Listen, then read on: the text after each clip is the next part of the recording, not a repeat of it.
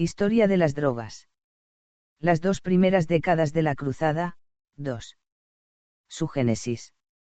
El imperio que el alcohol ejerce sobre la humanidad, se debe a que puede estimular facultades generalmente trituradas por los fríos hechos y las críticas descarnadas. La sobriedad reduce, discrimina y dice no, la embriaguez expande, une y dice sí. W. James, las modalidades de la experiencia religiosa. Sinopsis. Esta maravillosa obra, anida en un solo compendio todos los escritos sobre drogas, y es un íntegro enfoque histórico, que examina los principales alucinógenos descubiertos en toda la humanidad. Mientras el estamento médico, el judicial y el represor, mantenían estas complejas relaciones en Estados Unidos, parte del mundo comenzaba a acoger la idea de la dieta farmacológica como incumbencia estatal. La Sociedad de Naciones decidió crear organismos permanentes, dedicados a la fiscalización del tráfico de drogas, y los países económicamente avanzados, fueron acostumbrándose a legislar sobre este nuevo campo. Salvo en el caso norteamericano, donde la situación presentaba aspectos todavía muy conflictivos, sobre todo hasta derogarse la ley Volstead, en la mayor parte del mundo puede decirse que la perspectiva de legislar en materia de psicofármacos, era una realidad que iba diseminándose sin prisa y sin pausa, siempre a instancias de una autoridad internacional que a su vez acogía iniciativas sugeridas por la delegación americana. Árbitro que ha resuelto la Primera Guerra Mundial, Estados Unidos va engrandeciéndose también sin prisa y sin pausa, reconocido en todo el planeta como adelantado de la riqueza, la libertad y la fuerza. Desde el punto de vista químico, los hallazgos no han dejado de coronar la actividad los laboratorios. Surgen varias sustancias psicoactivas de gran potencia tanto en el campo de los estimulantes como en el de los sedantes, y al no ligarse todavía con grupos marginales o culturas caalanáisabals permanecen como simples medicamentos. Disponiendo de esas drogas sin complicaciones, muchos de quienes solían recurrir a opiáceos naturales y cocaína decidieron, de mejor o peor gana, sedarse y estimularse con los nuevos productos, que eran puros, baratos y prácticamente tan eficaces para las necesidades básicas de paz y energía. A partir de los años 30, la difusión de esta oferta farmacológica alternativa hace que las farmacias tengan, para la clientela de productos semejantes, tantos preparados con influencia sobre el ánimo como a fines del siglo XIX. Y el retorno del alcohol a la legalidad. Hacia 1930, cuando la cruzada contra la bebida cumple una década, las autoridades americanas calculan que de cada 50 litros de alcohol industrial desnaturalizado, 5 se desvían al circuito ilegal para hacer licores.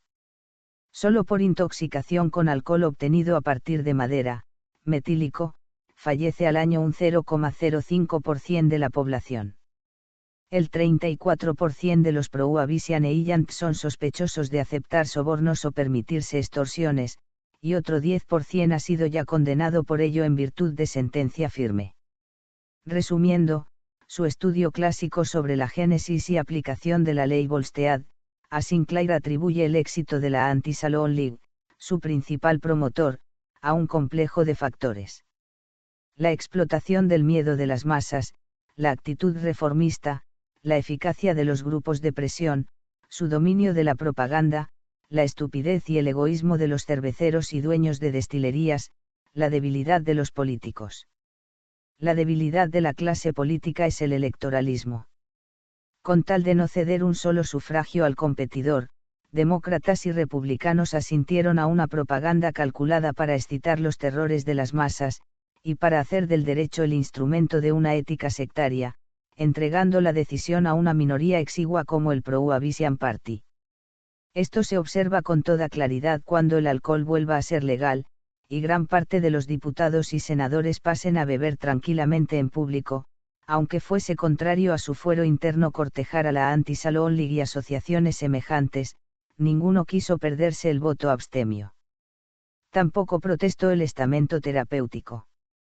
La ley Volstead restringía las bebidas alcohólicas de uso legal al vinagre y la sidra, pero autorizaba un uso médico y religioso de las demás. Gracias a ello, médicos y farmacéuticos podían recetar vinos y licores, y los clérigos procurarse vino para la misa. Al cumplirse la primera década de la cruzada, más de 100.000 médicos y boticarios inscritos en el registro especial ingresaban unos 200 millones de dólares cada año, cifra igual a la que había dejado de percibir el Tesoro desde 1919 por el impuesto sobre bebidas alcohólicas. Los bootleggers o fabricantes ilegales obtenían 10 o 20 veces más. 1. El asunto de la posesión y el tráfico.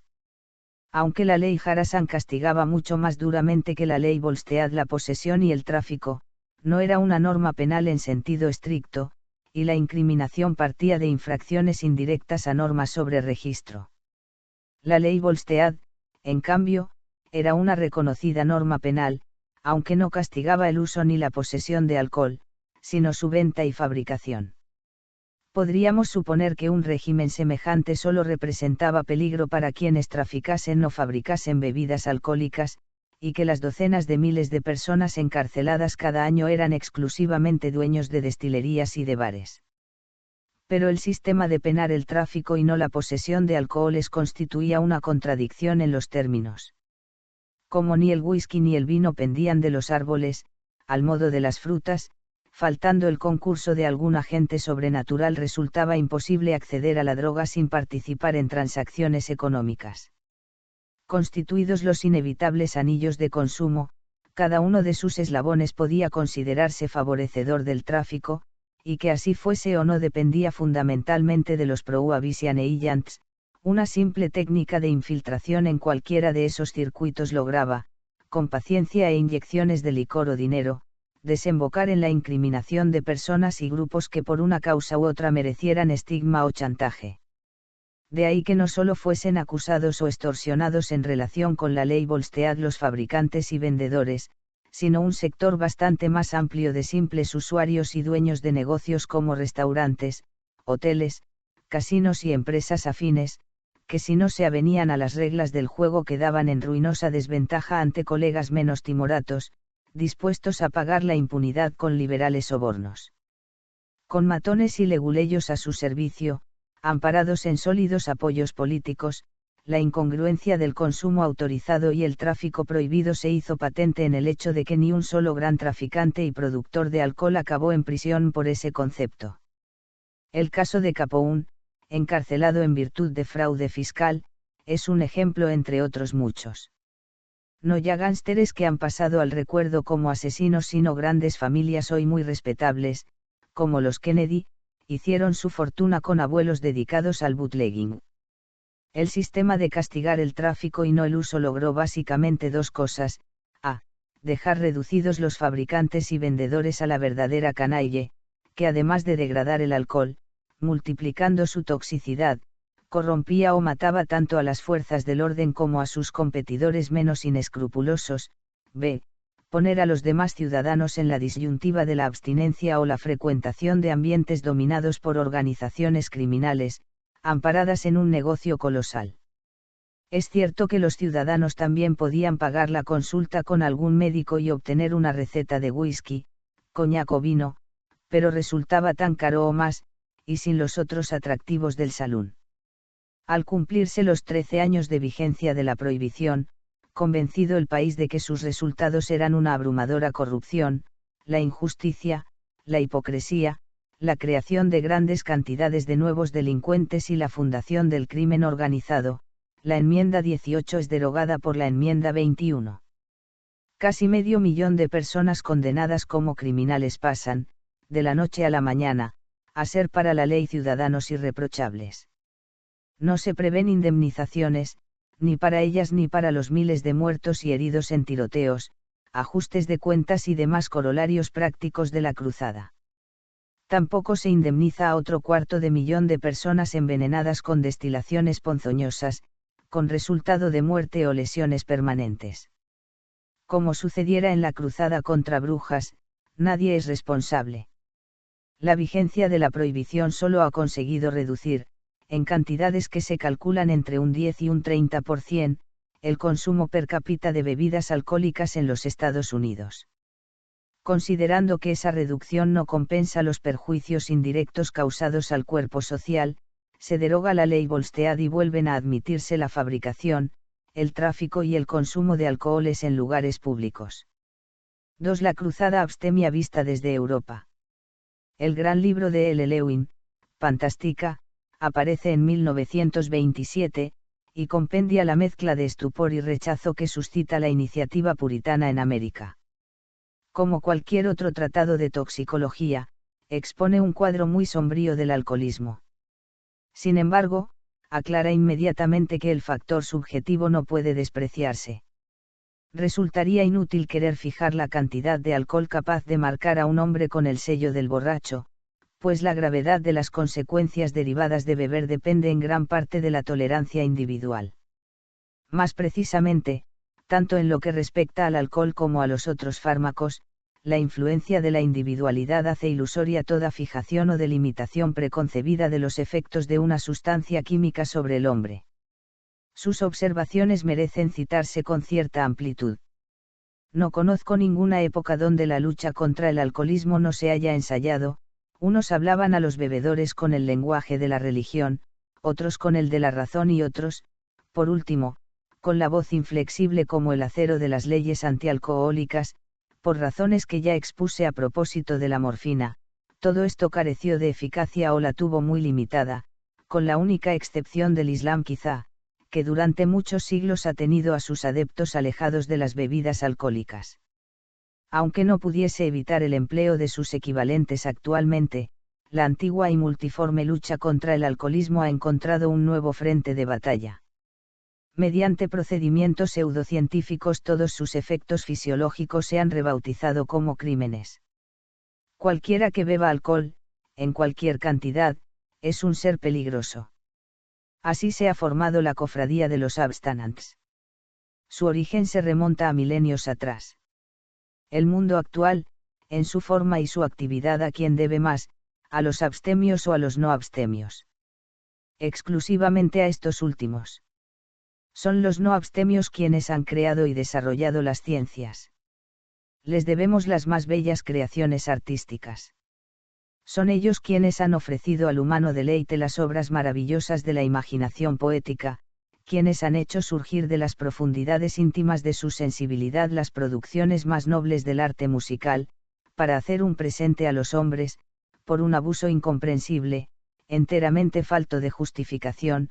Consideran a menudo los abstemios como criaturas inferiores a los hombres que poseen el gusto del vino.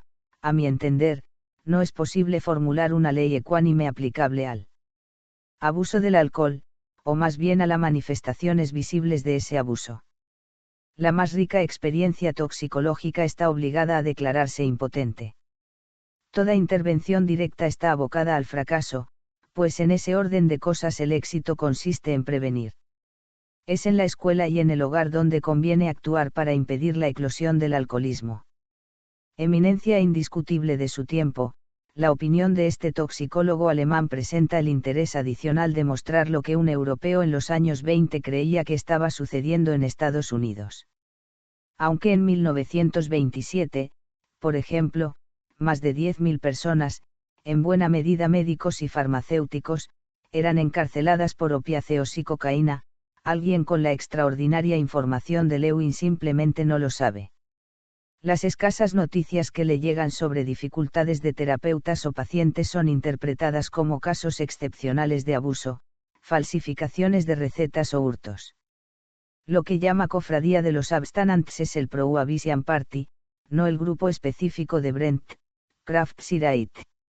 De ahí que ironice, sin percibir su error, sobre el hecho de que solo el vino y los licores sean perseguidos.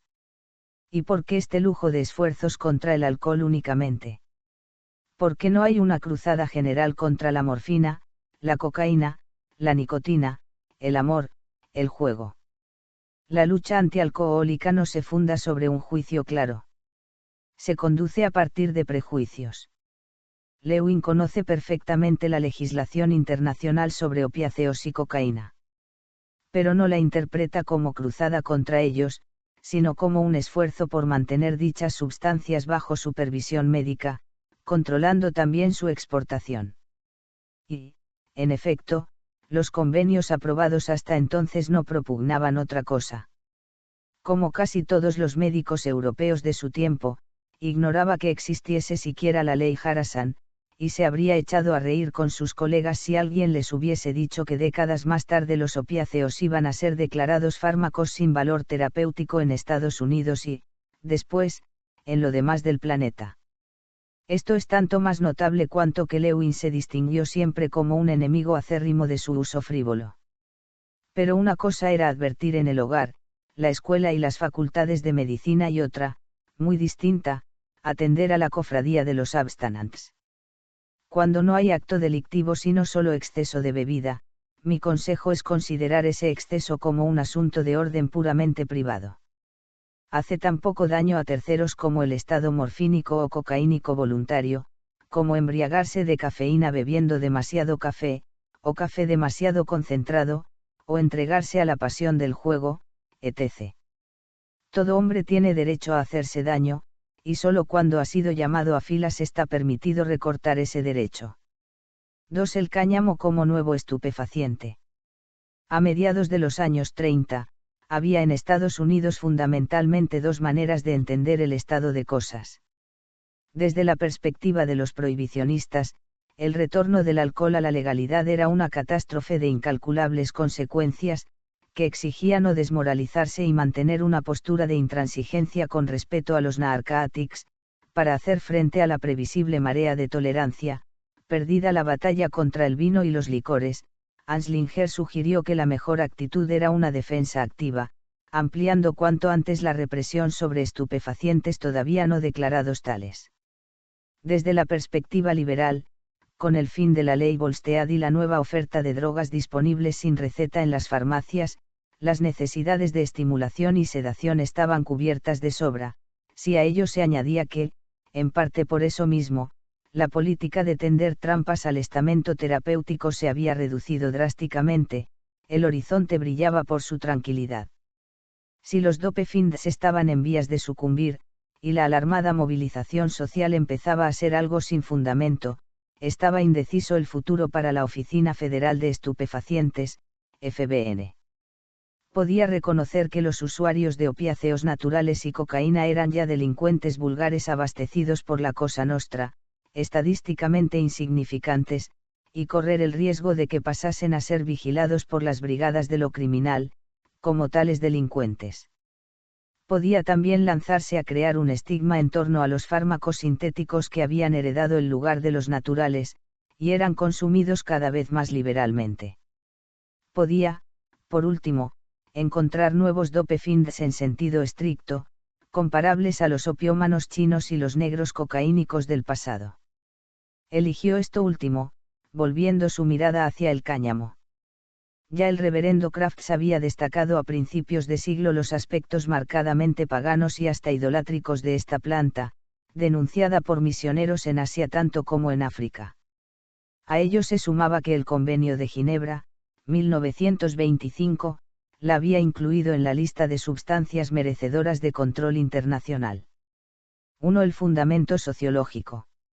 Durante los años 20 la emigración mexicana, tanto legal como ilegal, se había multiplicado en un frente que llegaba desde Luisiana a California, penetrando hasta Colorado y Utah, en Texas al menos, más que emigración era un retorno a tierras en otro tiempo propias. Estados Unidos mantenía por entonces muy altas tasas de crecimiento económico, y los mexicanos, como sucediera antes con los chinos, fueron bien acogidos por algunos patronos y denostados por los sindicatos. Pero allí donde se concentraban no tardaba en aparecer alguna mención a la marihuana. El hecho se mantuvo al nivel de un elemento pintoresco, motivo de escándalo desde luego en parroquias y clubs femeninos, hasta que la llegada de la Gran Depresión convirtió esa mano de obra en un excedente indeseable de bocas, desparramado sobre regiones devastadas por el desempleo.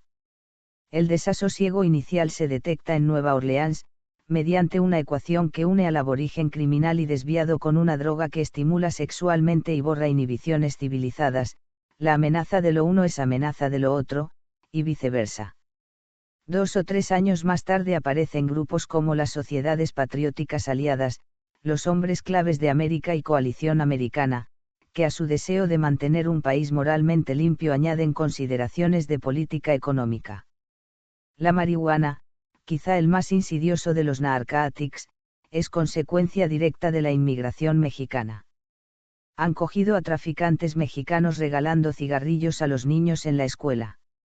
A nuestra nación le sobra mano de obra. Quien dice esto es C.M. Goethe, líder del grupo Coalición Americana, cuyo lema es Mantenga a América americana. Poco después, en 1936, aparece un folleto editado por una de las principales sociedades prohibicionistas del país, la Asociación Internacional de Educación sobre Estupefacientes, donde se informa al lector que el consumo de marihuana produce una rápida degeneración física y mental, depravación lujuriosa e inclinaciones irrefrenables a la violencia y al asesinato sin motivo. El folleto no contenía referencias a literatura científica, en realidad, no estaba informado de que el cáñamo llegó a América con los europeos, ni de las tradiciones védicas, zoroástricas y budistas vinculadas a su consumo.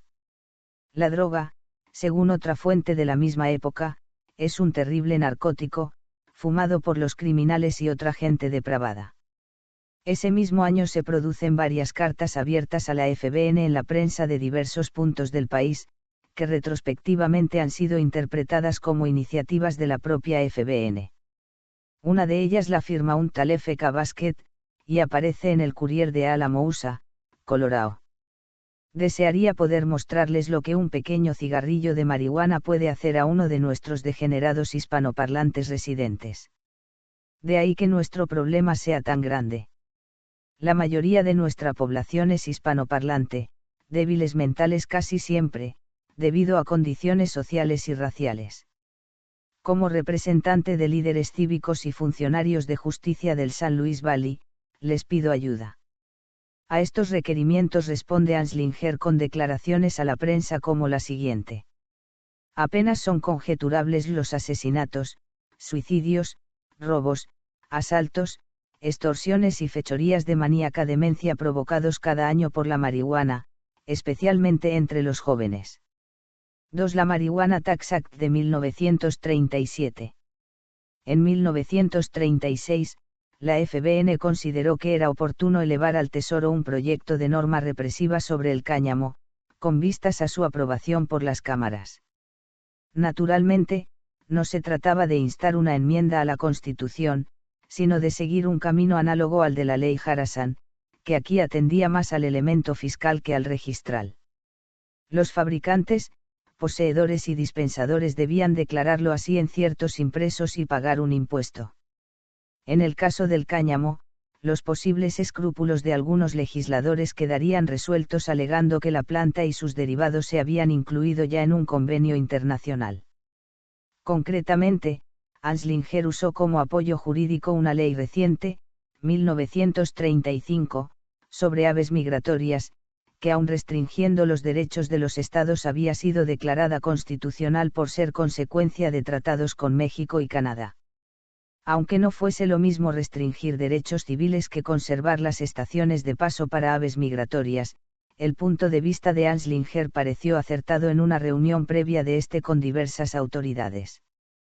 Estaban allí representantes del Comité Central Permanente para el Opio, más adelante Comité de Expertos en Drogas que Producen Adicción, así como altos funcionarios del Tesoro y el Departamento de Estado.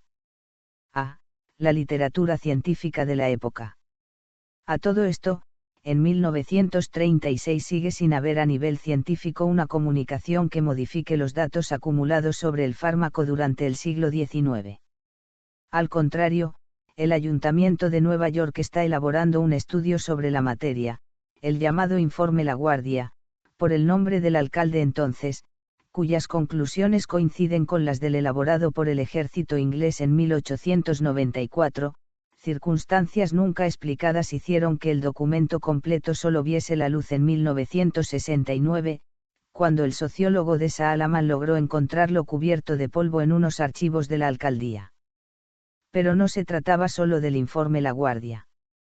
En 1932 y 1933 el ejército norteamericano había investigado los efectos sociales de la marihuana en la zona del Canal de Panamá, país famoso por una variedad de la planta, la Panama Red, que fumaban generosamente los soldados y la oficialidad. Los resultados del estudio, dirigido por un comandante médico, el Dr. F.J. Saylor, fueron que la planta no suponía amenaza para la disciplina militar. A juicio de los investigadores, no hay ninguna prueba de que la marihuana, tal y como es cultivada aquí, sea una droga que produzca adicción en el sentido en que se aplica el término al alcohol o el opio. En consecuencia, terminaba diciendo el estudio, no se consideran aconsejables los intentos de impedir su venta o su uso. Una década más tarde, cuando el cáñamo se encuentra ya ilegalizado, el ejército sigue pensando lo mismo, y el coronel J. M. Phelan, director del Military Sergeant, escribe un editorial llamado La marihuana como espantapájaros. Allí puede leerse lo siguiente. Fumar las hojas y las flores de la cannabis sativa no es más perjudicial que fumar tabaco. Esperemos que en el servicio militar no se monte una caza de brujas alrededor de un problema inexistente. En Nueva Orleans, la ciudad donde se detectaron las primeras señales de alarma a propósito del cáñamo, un fiscal de distrito realiza un trabajo monumental, revisando fichas sobre unos 17.000 delitos graves y 75.000 leves, a fin de establecer correlaciones entre consumo de marihuana y crimen. Sin embargo, no fue posible fundar esa pretensión, ni demostrar un nexo de causa-efecto entre el uso de la droga y homicidios o delitos sexuales. La misma conclusión se extrajo de un estudio bastante posterior, que repasó 14.954 sentencias de los tribunales de Nueva York. El trabajo fundamental antes de la Segunda Guerra Mundial se debe al Dr. Murphy, otro médico militar que, cubriendo una literatura farmacológica y psiquiátrica exhaustiva, termina afirmando: ninguno de los sujetos estudiados mostró una dependencia física, o tendencia a aumentar la dosis, y la mayor parte de ellos tendían a ser absolutamente moderados en sus peticiones o a reducir la dosis, incluso disponiendo de cantidades ilimitadas. En 1944, cuando se publica parte del informe solicitado por la Guardia sobre la incidencia social de la marihuana en Nueva York, vuelve a no hallarse vínculo entre la droga y la delincuencia o la adicción. Intimado por la prensa a responder lo oportuno, Anslinger comenta: es un documento realmente desafortunado, cuya frivolidad y falacia denunció de inmediato la FBN. Ese informe es el arma favorita de quienes hacen proselitismo a favor de los estupefacientes. B. Trámites para la aprobación del proyecto. La Marijuana Tax Act es una norma penal maquillada de disposición administrativa. Sin embargo, lo que en caso de la ley Harrison produjo recelos y hasta frenazos quedó salvado en esta ocasión por un absoluto consenso entre el poder legislativo, el ejecutivo y el judicial. El informe proponiendo su adopción fue presentado por el Tesoro y redactado fundamentalmente por Anslinger. La Cámara Baja no convocó al Public Health Service, que entonces estaba muy influido por L. Calvi y se habría opuesto al precepto. Del estamento médico fueron invitados a opinar el Dr. W.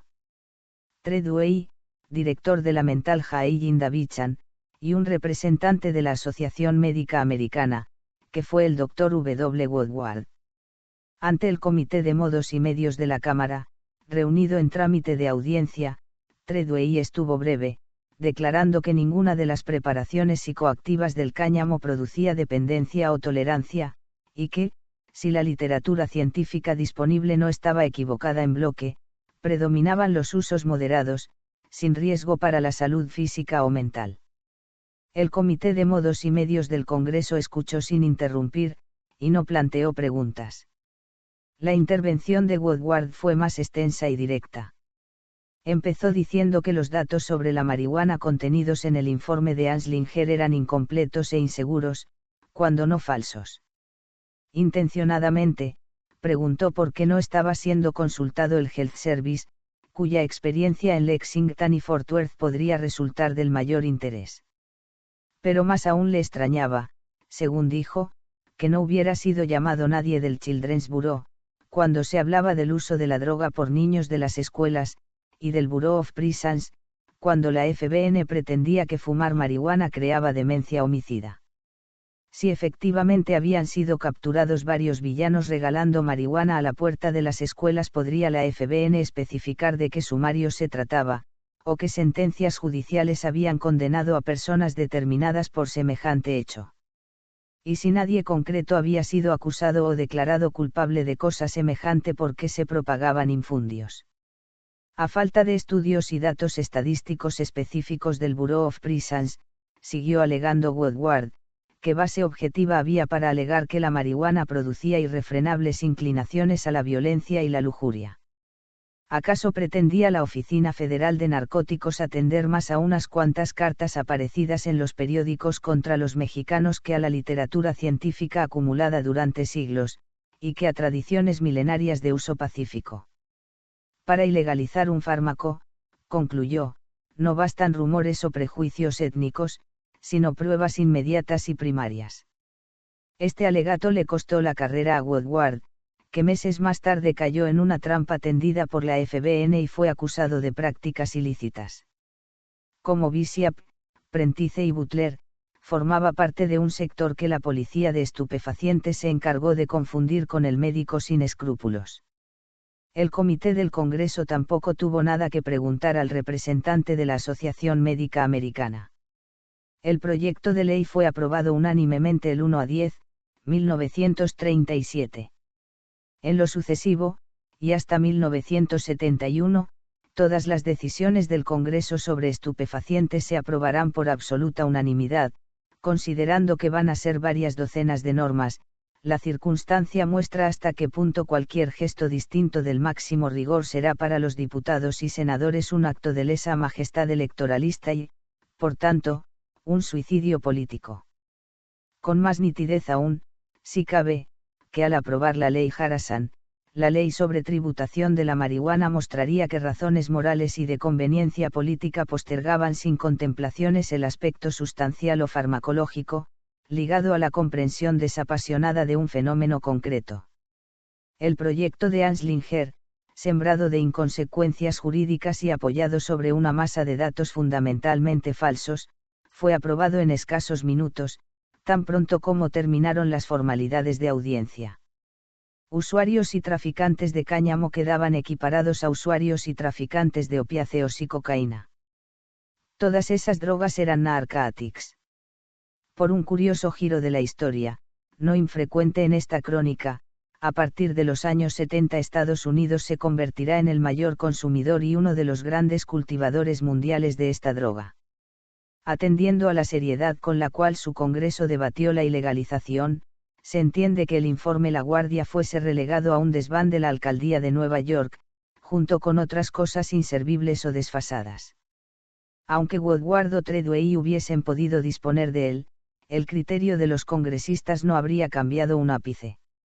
El caso es que el alcalde Fiorello LaGuardia, a título personal, se inclinaba incondicionalmente por Anslinger. No satisfecho con la disparidad entre los datos de la FBN y la investigación patrocinada por el ayuntamiento, sufragó en 1944 una segunda, encargada a la Academia de Medicina de Nueva York. El resultado volvió a contradecir las tesis de Anslinger, pero como la FBN estaba por entonces en mejores relaciones con la Asociación Médica Americana, llevaba casi 3 años sin montar trampas a médicos, prefirió no responder directamente. Poco después un editorial del Journal proponía justamente lo que Anslinger deseaba oír. Los funcionarios públicos harán bien no tomando en cuenta este estudio a científico y acrítico, y en seguir considerando la marihuana como una grave amenaza allí donde se suministre. 3. La legislación internacional. Aunque había sido su principal propugnador, la delegación americana en la Conferencia de Ginebra se marchó dando un portazo antes de que terminara. El motivo alegado fue que las otras delegaciones solo querían discutir problemas de drogas manufacturadas, sin convenir antes un límite a la producción de opio crudo en cada zona. Concretamente, la delegación acariciaba ya lo que habría de cumplirse más adelante, una política de deportación para agricultores, destrucción de cosechas y exfoliación de zonas inaccesibles. Se trataba de decirle a 15 o 20 países cuánto podrían cultivar de ciertas plantas, fuesen cuales fuesen sus tradiciones.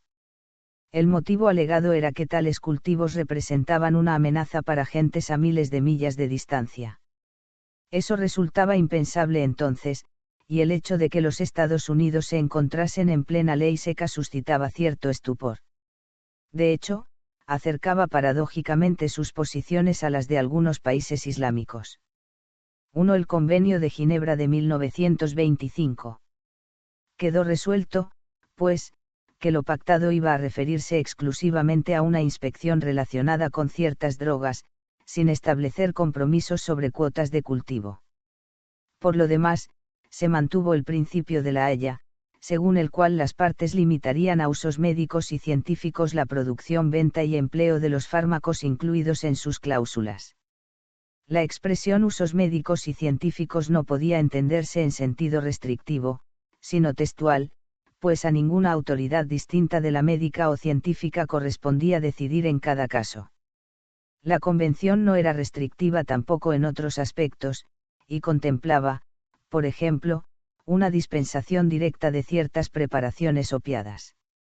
Cualquier parte contratante puede autorizar a los farmacéuticos para vender al público, por sí mismos y a título de medicamentos para usos inmediatos en casos de urgencia, los preparados oficinales siguientes: tintura de opio, láudano de Sidanam, polvo de Doubar. Sin embargo, la dosis máxima que puede venderse no debe contener más de 0,25 gramos de opio oficinal, y el farmacéutico deberá inscribir en sus libros las cantidades suministradas. La primera novedad del convenio fue crear el Comité Central Permanente, un órgano compuesto en principio por 8 personas que por su competencia técnica, su imparcialidad y su independencia inspiren una confianza universal. 2 de esos miembros serían nombrados por Estados Unidos y Alemania, y los 6 restantes por el Consejo de la Sociedad de Naciones, considerando la importancia de hacer figurar, en proporción equitativa, personas conocedoras del tema de los estupefacientes en los países productores de una parte, y en los países consumidores de otra. Este órgano consultivo es la primera institución internacional duradera en materia de drogas, y su función de vigilar constantemente el mercado internacional será el germen para una vasta red de servicios consultivos permanentes. La segunda novedad era incorporar a la lista de sustancias controladas la heroína y el cáñamo. Las partes se comprometían a prohibir la exportación de resina de cannabis a los países en que se haya prohibido su uso y, cuando la autorización esté en curso, a exigir un certificado especial de importación.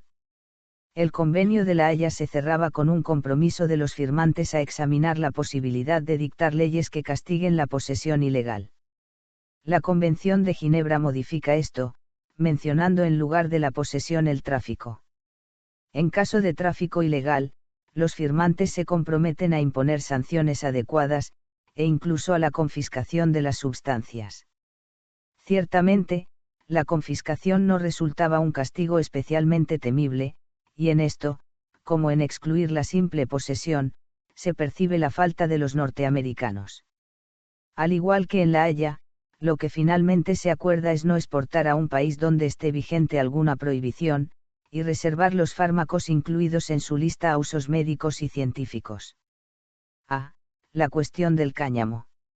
Fue la delegación británica quien sugirió incorporar precisamente la resina del cáñamo, hashish.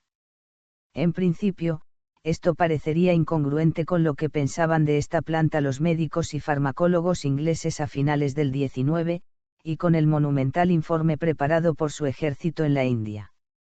Lo común en esos investigadores había sido una combinación de asombro ante la falta de toxicidad y la multitud de usos posibles para el fármaco, unida en ocasiones a cierto desprecio por lo que parecía una típica droga primitiva comparada con los alcaloides, como hasta mediados del siglo XX nadie consiguió aislar su principio activo, el tetrahidrocannabinol, un compuesto de naturaleza no alcaloide.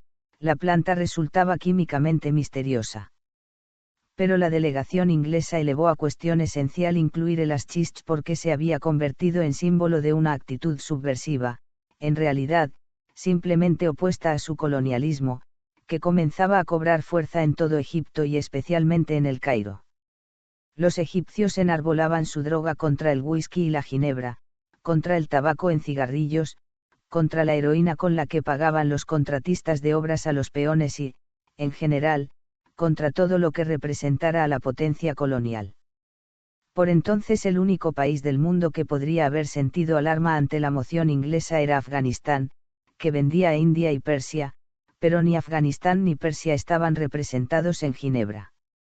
Italia, que ya en La Haya había expresado su deseo de incluir el cáñamo entre las drogas restringidas a uso médico y científico, apoyó incondicionalmente la idea inglesa. Lo mismo hicieron las otras potencias coloniales en el norte de África, que eran Francia y España. España no se significó especialmente, aunque una de las cabilias más tenaces en su resistencia fuese la de Ketama, tradicional fabricante de hachís. Francia mostró verdadero interés en secundar la iniciativa, no solo porque amplios sectores de Argelia, Túnez y Libia utilizaban diversos preparados hechos a base de cáñamo, sino en virtud de notables precedentes, aunque de modo transitorio. Napoleón había prohibido el fármaco en todo Egipto, y el recuerdo de los paraísos artificiales denunciados por Baudelaire sugería una actitud vigilante. De este modo, fueron los europeos, donde el cáñamo era prácticamente desconocido como psicofármaco, quienes decidieron clasificarlo junto a los opiáceos y la cocaína. En Asia y África no era solo algo vinculado a farmacopea sino a tradiciones religiosas y usos lúdicos. Sin embargo, Asia y África apenas estaban representadas a nivel de países independientes. Inglaterra firmó por India, Canadá, Australia, Nueva Zelanda y Sudáfrica, Bélgica por el Congo, Francia y España por sus colonias norteafricanas. Solo Sudán y Siam representaban autónomamente a uno y otro continente, lo cual era demasiado poco. Además, estaba claro que el fármaco no resultaba temible en sí mismo para los europeos, sino sencillamente incómodo entonces para Inglaterra en Egipto.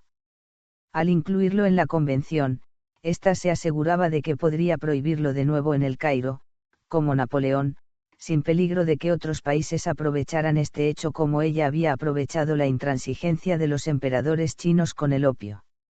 La mayor parte de los países europeos suscribieron y luego ratificaron el convenio. También firmaron unos pocos países de América del Sur. Pero al nivel de las firmas había ausencias muy significativas. Faltaban prácticamente todos los medios y grandes países productores de opio entonces, China, Rusia, Persia, Afganistán y Turquía, y faltaban los mayores productores de coca, Bolivia y Perú, así como los otros países con cocales, Brasil, Paraguay y Ecuador, salvo Colombia. Faltaban también los Estados Unidos, para quienes aquellos tímidos compromisos constituían un ultraje al espíritu de Shanghái y La Haya. 2. La Convención de Ginebra de 1931. Con menos países que en la anterior convocatoria, entre los productores importantes de materias primas seguían ausentes China, Rusia, Afganistán y Bolivia, pero con la presencia de Estados Unidos, Persia, Turquía y Perú, quedó aprobado un convenio cuya principal finalidad era poner en práctica las directrices del de 1925. Esa puesta en práctica se hizo a través de las llamadas evaluaciones de cantidades necesarias para usos médicos y científicos, que cada país se obligaba a presentar todos los años al Comité Central Permanente. Las evaluaciones estaban vinculadas a la condición considerada esencial por los delegados norteamericanos, que era un límite aceptado por cada país para su producción. Además de la energía exhibida por sus representantes, conviene no olvidar que Estados Unidos era ya por entonces el principal sufragador de la Sociedad de Naciones. Eso le situaba en una posición de fuerza no solo moral sino técnica, pues el Comité Central apoyaría sus criterios incondicionalmente desde entonces. Para ser exactos, todos sus miembros sabían desde el comienzo que la supervivencia del organismo dependía directamente de conservar el placet americano.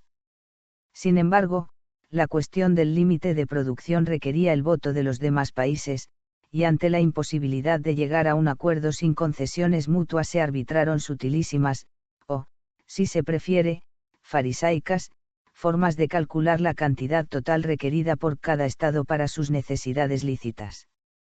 Así lo atestigua la enumeración de elementos admisibles en la suma. A. La cantidad requerida para sus necesidades médicas o científicas. B. La cantidad requerida destinada a la transformación, bien sea para el consumo interior o para la exportación. C. La cantidad que pueda necesitarse para ejercitar en el curso del año pedidos destinados a la exportación. D. La cantidad eventualmente necesaria para mantener los depósitos de reservas. E. La cantidad eventualmente necesaria para mantener los depósitos del Estado. Comprobar en detalle tales aspectos en todos los países y territorios requería dotar de un complejo aparato al Comité Central Permanente, capaz de elaborar y fiscalizar cada año estadísticas detalladas de todos los movimientos. Eso hizo que prosperase la idea de un organismo análogo en espíritu a la FBN americana, aunque solo consultivo, en el seno de la Sociedad de Naciones, cuya misión básica sería organizar la lucha contra la toxicomanía, tomando todas las medidas convenientes para impedir su propagación y para combatir el tráfico ilícito. La creación de esta internacional prohibicionista, que acabaría desdoblándose en Comisión de Estupefacientes y Junta de Fiscalización de Estupefacientes, ambas con sede en Viena, así como el compromiso de las evaluaciones, constituían ya un gran triunfo para Estados Unidos. De ahí que el Congreso se dignara ratificar la Convención, cosa que no había hecho con los compromisos anteriores de La Haya, Versalles y Ginebra, y que autorizara un generoso incremento de dotaciones destinadas a poner en práctica los acuerdos internacionales. Prescindiendo de las ausencias, y del enrevesado modo de calcular las cantidades autorizadas de producción por país, el punto escandaloso del convenio fue quizá la posibilidad de que las potencias coloniales no asumiesen obligación alguna por la totalidad o una parte de los territorios puestos bajo su soberanía y, sobre todo, una reserva formulada por Japón, que finalmente no ratificó el tratado. La reserva, incorporada como párrafo 2 del protocolo, era que la morfina bruta, producida en la fábrica del Gobierno General de Formosa, no estará sometida a las medidas de limitación. Japón se hallaba una vez más en empresas conquistadoras de China, y según todos los indicios sus ejércitos repartían ingentes cantidades de morfina y heroína en las zonas ocupadas del continente. 3. El Convenio de Ginebra de 1936. Llamado Convenio para la Supresión del Tráfico Ilícito de Drogas Nocivas, el resultado de la conferencia celebrada en Ginebra durante el verano de 1936 es un triunfo personal de H.J. Anslinger, y el comienzo de una perfecta identidad entre los criterios imperantes en Estados Unidos y los defendidos por la autoridad internacional. A pesar de su nombre, se trata de una norma que obliga a los estados a perseguir no solo el tráfico sino cualquier implicación en drogas nocivas, y que recomienda a todos crear servicios especializados de policía. Su artículo 2 reza así. Cada una de las altas partes contratantes se obliga a dictar las disposiciones legislativas necesarias para castigar severamente, y especialmente con penas de prisión u otras privativas de libertad los delitos siguientes. A. La fabricación, extracción, ofertas, posesión, ofertas de venta, transporte, importación y exportación de estupefacientes. B. La participación intencionada en los delitos citados en este artículo. C. La confabulación para cometer uno de los delitos citados anteriormente.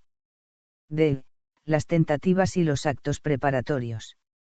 Con excepción de Persia y Bolivia, prácticamente todos los países de la Sociedad de Naciones, incluyendo China, Rusia, Afganistán, Turquía y Perú, firmaron el tratado. Con el decisivo apoyo de Anslinger al frente de la delegación americana, y el generoso patrocinio de los Estados Unidos a nivel financiero, desde 1937 la mayoría de las naciones se comprometen a castigar severamente la tenencia o el tráfico de ciertas sustancias. Nominalmente al menos, la cruzada americana se había convertido en cruzada mundial. 4. El proceso en España. Como su comercio es libre, faltan cifras sobre producción, importación y venta de drogas en España durante el siglo XIX. Un médico calcula que en 1858 el país viene a consumir unas 2 toneladas de opio en bruto, pero no aporta datos sobre morfina, codeína y otros productos que van arrinconando cada vez más el viejo remedio. En 1860, un Real Decreto aprueba las ordenanzas para el ejercicio de la profesión de farmacia, el comercio de drogas y la venta de plantas medicinales. A partir de su entrada en vigor, la elaboración y venta de medicamentos se convierte en prerrogativa de farmacéuticos diplomados, si bien la venta de drogas, tanto al por mayor como al por menor, seguirá haciéndose en herbolarios, droguerías y perfumerías. El comercio con medicamentos por parte de personal no farmacéutico se castiga con reprensión pública o privada y, en casos graves, con arresto de 1 a 15 días. Esta es la tónica del Código Penal de 1870, inmodificado hasta el de 1928. Sus disposiciones no distinguen el daño causado con drogas psicoactivas del causado con cualesquiera otras sustancias químicas.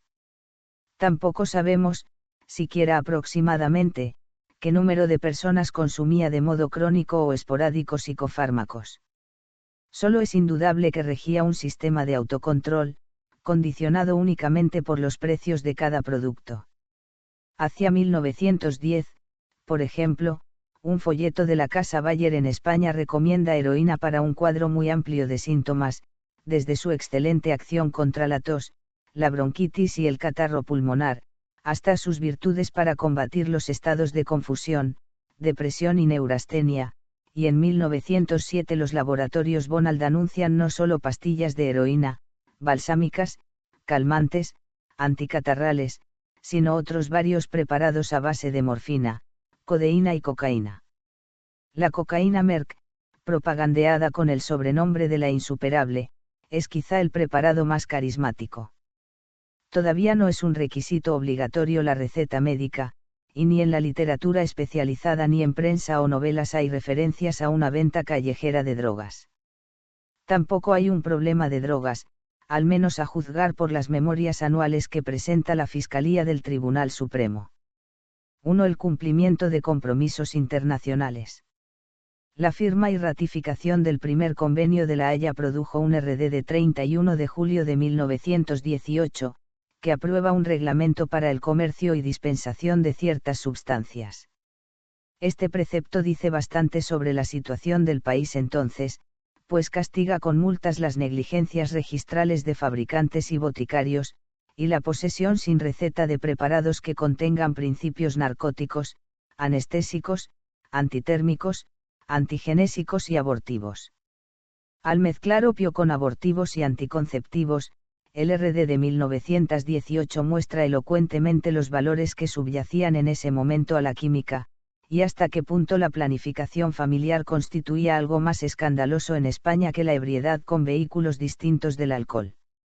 Por una parte, el legislador quiere cumplir los compromisos suscritos en La Haya, que son, en esencia, restringir el uso de opio, morfina y cocaína a fines médicos y científicos, y prohibir la exportación de esas sustancias a otros firmantes del convenio que las tuvieran prohibidas.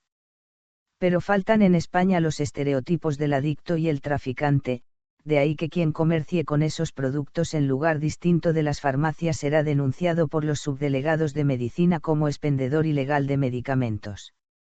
Por esos mismos años, en Estados Unidos un sujeto semejante no es un simple vendedor sin licencia, sujeto a multa gubernativa, sino un corruptor de almas, más dañino que cualquier homicida, sobre el cual recaerán necesariamente penas de cárcel.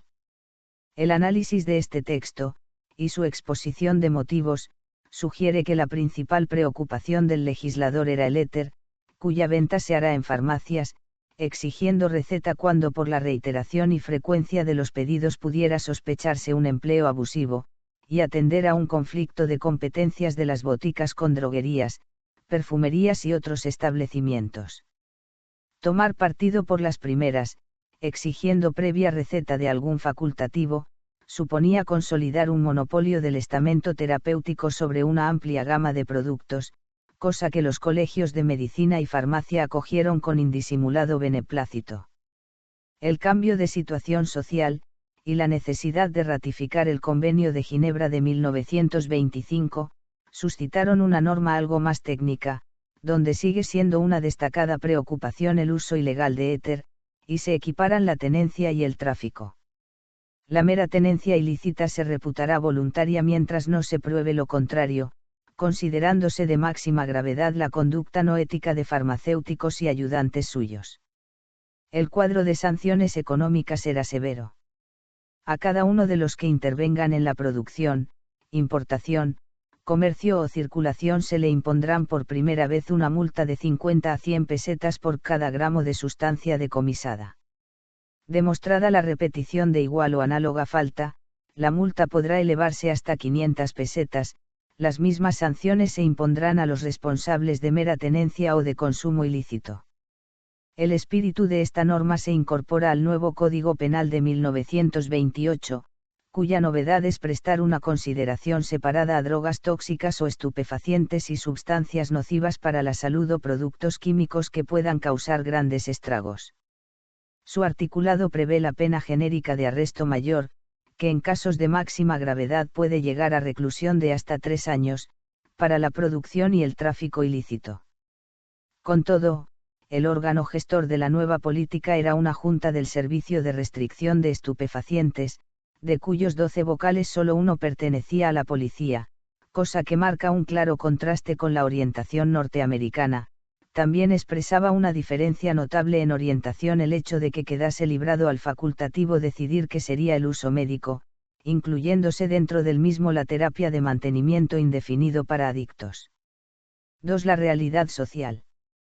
Aunque esta legislación puede considerarse benévola, e incluso permisiva si se compara con la norteamericana, la tenencia y el consumo de ciertas drogas, antes librada a la discreción de cada adulto, ha pasado a ser algo que cae dentro de la jurisdicción estatal. Se trata de un cambio decisivo, que muy pronto desencadenará consecuencias. Gracias a un trabajo pionero y exhaustivo, que recensiona noticias relacionadas con el tema aparecidas desde 1920 a 1930 en periódicos españoles, podemos seguir de cerca esas consecuencias. El primer efecto del decreto de 1918 fue una brusca subida de precios para los medicamentos. Ahora es necesario pagar la consulta del facultativo, y los laboratorios farmacéuticos aprovechan el monopolio para doblar o triplicar sus beneficios. En 1922, el protagonista de una conocida novela, contable de profesión, con un sueldo mensual de 200 pesetas, no puede costear sin grandes sacrificios el tratamiento de morfina prescrito a su mujer, aquejada de cáncer en la matriz. Otro novelista cuenta que en 1923 un gramo de cocaína cuesta en la farmacia 6 pesetas. Naturalmente, la respuesta popular es un mercado negro muy floreciente. Ya en 1919 otro escritor constata que ofrecen cocaína casi todos los establecimientos públicos de las Ramblas barcelonesas, y en 1921 el presidente del Colegio Médico de Valencia denuncia el uso de cocaína y morfina en cabarets y musicals de la zona. Según otro escritor, el uso lúdico de morfina es en 1925 una manía de los niños bien, que se cura haciéndoles trabajar. Ese mercado negro se alimenta de desviaciones en los suministros de farmacia, pero también de importaciones cada vez más cuantiosas del exterior, donde los fabricantes no ponen trabas a vender partidas destinadas a la exportación. El tráfico ilegal de cocaína se verifica sobre todo a través de Irán, y entre el otoño de 1924 y el verano de 1925 se decomisan unos 10 kilos de dicha sustancia, así como 5 kilos de opio, cantidades nunca vistas antes fuera del circuito tradicional. Es curioso observar que un droguero, a quien se le intervinieron 4.820 gramos de cocaína de contrabando, fue condenado por el gobernador civil de San Sebastián a una multa de 500 pesetas. En efecto, el clima en la magistratura todavía no es favorable a una criminalización, y en la memoria que la Fiscalía del Supremo eleva al gobierno en 1921 no hay alusión alguna al consumo de cocaína, morfina, éter, cloral u opio, al contrario, se destaca el alcoholismo como una de las principales causas en el delito de sangre, proponiendo sus conclusiones un cierre anticipado de tabernas, y medidas para reprimir la adulteración de bebidas alcohólicas. Pero está en marcha también un movimiento de cruzada, que tiene al frente empresarios morales muy semejantes a los norteamericanos de unas décadas atrás. Esto se percibe con claridad en una campaña lanzada por el diario Las Provincias, órgano conservador por excelencia del país valenciano, que en primera página publica artículos diarios pidiendo mano dura con el consumo de cocaína y morfina en lugares de esparcimiento. La respuesta no se hace esperar, y aparecen en un diario republicano de Valencia, El Pueblo, varios artículos firmados por Cesplar Rizo, secretario de Blasco Ibáñez y futuro ministro en el gobierno de Largo Caballero. Espla advierte a la opinión pública sobre la finalidad moralizante que enmascara la campaña iniciada por la tropa de orden y sotana contra la morfina y la cocaína, al tiempo que reclama un mayor respeto por la condición y el libre albedrío de los consumidores de esas drogas. La balanza se inclina decididamente por el lado represivo cuando ocupe el gobierno civil de Valencia un joven y enérgico José Calvo Sotelo. En efecto, Calvo Sotelo amenaza solemnemente a médicos y farmacéuticos que dispensen estas drogas en casos no absolutamente precisos, y promete clausurar sine die cualquier local público donde se consuman. Su orientación cristaliza algo después en una asociación contra la toxicomanía, con sede en Barcelona, que preside el gobernador civil de la región, general Joaquín Milans del Bosch. El propio rey se suma al indignado clamor contra el abuso de estupefacientes, y dicta el 17 de enero de 1927 una orden para lograr el castigo de cualesquiera infracciones. 2 días después, el nuevo fiscal del Tribunal Supremo dirige a todas las fiscalías de audiencia una circular ordenando que den sañuda batalla a una forma de criminalidad refinada, en la que el más frío y despiadado egoísmo fomenta un vicio morboso, destructor de las energías de la raza, ante el que la conciencia pública experimenta viva alarma. Puede decirse que, al fin, hay también en España un problema de drogas, o, en otras palabras, una alarmada conciencia del mismo. A partir de este momento se detectan los mismos fenómenos que vimos en Estados Unidos, aumentan los juicios contra personal terapéutico y no terapéutico, aumentan otra vez los precios de las drogas y aparece la adulteración. En 1928 la cocaína que puede adquirirse en la calle suele estar mezclada con bicarbonato, aunque ninguna autoridad legal establece un nexo entre la presencia de adulterantes y nuevos casos de intoxicación. El vocabulario de los cruzados españoles es prácticamente idéntico al de los cruzados norteamericanos.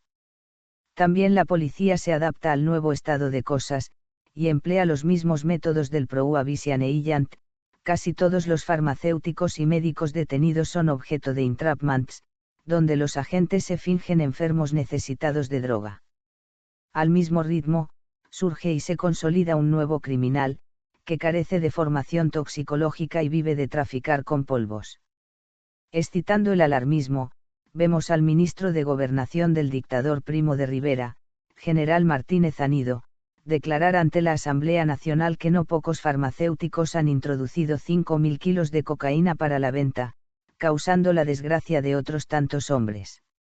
De hecho, Primo de Rivera fue muy criticado por prestar incondicional protección a una bella andaluza, apodada La Caoba y acusada de colaborar en el tráfico de drogas. El afer político resultante se saldó con la destitución de B. Muñoz Rodríguez, presidente del Tribunal Supremo, la clausura del Ateneo de Madrid y algunos destierros, entre otros el de Miguel de Unamuno. Desde 1925, cuando aparece El Escándalo, un semanario sensacionalista, la toxicomanía es un tema de rabiosa actualidad. Hacia 1930, cuando desaparece el Directorio Militar, cabe decir que 12 años de normas progresivamente severas no han conseguido quebrantar el consumo de cocaína y opiáceos, si bien han logrado modificar, en parte, a sus usuarios, y, por completo, las condiciones de acceso a tales productos. Ahora son incomparablemente más caros e impuros, y los administra un AMPA que va del lumpenproletario y el proxeneta a capitostes de negocios turbios, con espionaje y tráfico de armas de por medio. La fascinación por los paraísos artificiales no ha cedido un ápice, y en realidad puede afirmarse que ha aumentado muy considerablemente. Por contrapartida, cabe pensar que el consumidor antiguo de cocaína y opiáceos, cliente de botica, droguería y herbolario, ha disminuido mucho, aunque tampoco sea seguro.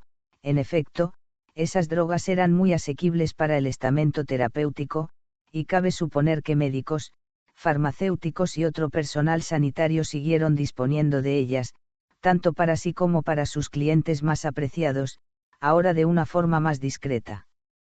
Si entre 1924 y 1925 se decomisaron 10 kilos de cocaína y 5 de opio, en 1928, cuando comienzan las penas de cárcel por asuntos de droga, los decomisos se elevan a 32 y 20 kilos, con aumentos del 300% y el 400% respectivamente. Esas partidas, y las no decomisadas, tenían por destino final salones de buena sociedad, así como verbenas, cafetines y tugurios. Con todo, para evaluar el perjuicio causado a aquella sociedad española por la cocaína y los opiáceos es fundamental tomar en cuenta la proporción de sobredosis. Aunque el único requisito para obtener legalmente dichas drogas fuese una receta médica, y aunque apenas una década antes estuvieran bajo un régimen de venta libre, en cualquier cantidad, desde la primavera de 1920 a la primavera de 1930 la prensa española solo menciona 6 casos de muerte segura por sobredosis, y uno más que quizá lo sea. El caso dudoso es el de una mujer, cuyo paro cardíaco pudo ser provocado por heroína. Hay luego 3 suicidios claros con morfina, y otro conjunto, hecho por un hombre y una mujer, con cocaína, si bien fuentes distintas mencionan heroína. El único caso que cabría considerar muerte accidental corresponde a una mujer, que se había administrado gran cantidad de cocaína, y acontece ya en 1927, cuando esta sustancia se adulteraba frecuentemente. Sobre el telón de fondo de esta realidad última, complementada por un par de docenas de intoxicaciones agudas, sin resultado de muerte, cabe evaluar la amplia campaña de alarma, así como los millares de multas y condenas dictadas a lo largo de toda una década. Una forma de entender ese índice de mortalidad accidental, si se compara con los 50 o 60 mil casos constatados durante la última década, es tener presente que en España no había prendido la cruzada a nivel popular, y que ni en las instituciones ni en el imaginario colectivo acababa de sedimentarse el correspondiente esquema guerra-vicio. Por mucho énfasis que pusieran Calvo Sotelo, el monárquico presidente del Colegio de Médicos de Valencia, los generales Milans del Bosch y Martínez Anido, o el propio Alfonso XIII, todos estaban hablando, en un país con males mucho más urgentes, de cosas antiguas y ya asimiladas. El opio era milenario, la morfina centenaria, y la cocaína había cumplido medio siglo. Presentar dichas sustancias como poderes malignos solo funcionaba con los ignorantes. Pero quizá porque logró que algunos ignorantes se acercaran a ellas, en busca de paraísos artificiales, castigos apocalípticos y puro lucro, no cayó en tierra baldía. Otros ignorantes se contrapusieron a estos, y del mutuo recelo brotó un duradero odio. En definitiva, una realidad que exigía actos de gobierno, y que los exigiría cada vez más imperiosamente. Fin.